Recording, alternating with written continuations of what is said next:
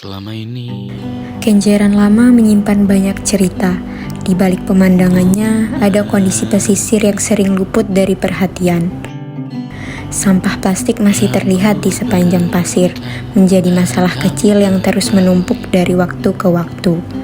Di sisi lain, gundukan cangkang kerang yang telah lama berada di sini sebenarnya punya potensi. Limbah ini dapat diolah menjadi kerajinan atau bahan edukasi untuk masyarakat. Pendekatan kearifan lokal, misalnya memanfaatkan kerang sebagai media dekoratif atau penguat tanah, bisa menjadi solusi berkelanjutan sekaligus mendukung wirausaha lokal. Secara biologi, cangkang kerang mengandung kalsium karbonat yang bisa dimanfaatkan untuk menyaring kontamin dalam air. Amana et al. 2024 menunjukkan bahwa cangkang lokan dapat menyerap logam melalui pori-pori terbuka di permukaannya. Ini membuka peluang bagi masyarakat untuk mengolah limbah kerang menjadi produk bermanfaat sekaligus menjaga kualitas air di pesisir. Sampah plastik dan dampak ekosistem. Tantangan besar di Kenjeran Lama adalah sampah plastik yang menumpuk dan mengancam ekosistem pesisir. Penelitian di mangrove Kepulauan Karimun Jawa menunjukkan plastik mendominasi sampah laut, mengganggu akar mangrove dan habitat biota pesisir. Asidki et al. 2025. Melindungi vegetasi pesisir seperti mangrove sangat penting untuk menjaga fungsi ekosistem dan kelangsungan kehidupan laut. Solusi berkelanjutan bisa menggabungkan pendekatan lokal dan ilmiah. Misalnya, pelatihan pembuatan kerajinan dari cangkang kerang sambil mengedukasi masyarakat tentang manfaat ekologisnya. Dengan cara ini, sampah kerang dan plastik bisa dikelola, ekonomi lokal didukung, dan ekosistem pesisir tetap terjaga. Selain itu, program revitalisasi sungai yang bermuara ke Kenjeran juga penting. Pembersihan rutin, edukasi pemilahan sampah rumah tangga, dan pemasangan jaring penahan sampah di hulu sungai dapat mengurangi beban pencemaran ke pesisir. Kolaborasi antara warga, pemerintah, dan komunitas lingkungan menjadi kunci keberhasilan program seperti ini. Air laut yang keruh mengindikasikan sedimentasi berlebih dan polusi nutrien yang mengurangi kualitas habitat bagi organisme pesisir. Dalam jangka panjang, kondisi ini dapat menurunkan populasi ikan berukuran kecil yang menjadi penopang rantai makanan laut. Air yang keruh juga menurunkan kemampuan cahaya matahari menembus air, sehingga menghambat fotosintesis organisme seperti fitoplankton dan lamon.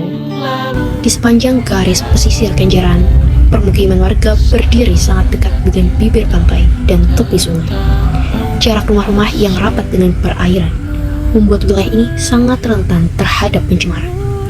Banyak rumah belum memiliki sistem sanitasi yang memadai, sehingga air limbah rumah tangga berpotensi langsung mengalir ke saluran kecil yang kemudian bermuara ke sungai.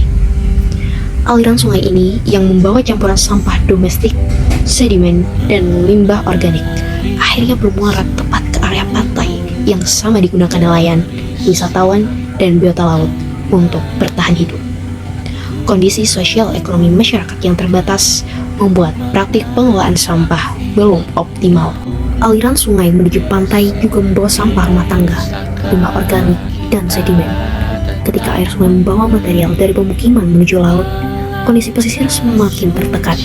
Setiap pasang naik, sampah dan limbah itu tersebar kembali ke sepanjang garis pantai, menambah kesan bahwa pesisir tidak hanya memudar secara ekologis, tetapi juga secara sosial. Hubungan antara pemukiman, sungai, dan laut membentuk siklus pencemaran yang berulang, di mana aktivitas di daratan langsung mempengaruhi kualitas lingkungan pesisir. Inilah yang membuat Kenjeran tampak semakin pudar dari waktu ke waktu. Langkah sederhana seperti pengelolaan limbah, penghijauan pesisir, dan edukasi masyarakat selaras dengan SDG 14, Life Below Water, karena menjaga kehidupan bawah laut sekaligus memberdayakan komunitas lokal. Integrasi kearifan lokal memperkuat keberlanjutan sosial dan ekonomi pesisir.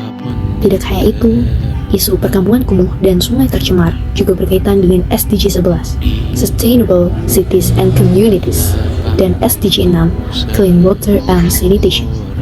Upaya perbaikan sanitasi, pengelolaan limbah rumah tangga, dan pemberdayaan masyarakat adalah langkah yang tidak bisa dipisahkan dari pembangunan pesisir yang berkelanjutan. Implementasi SDGs di kawasan pesisir sebenarnya tidak hanya berbentuk program besar.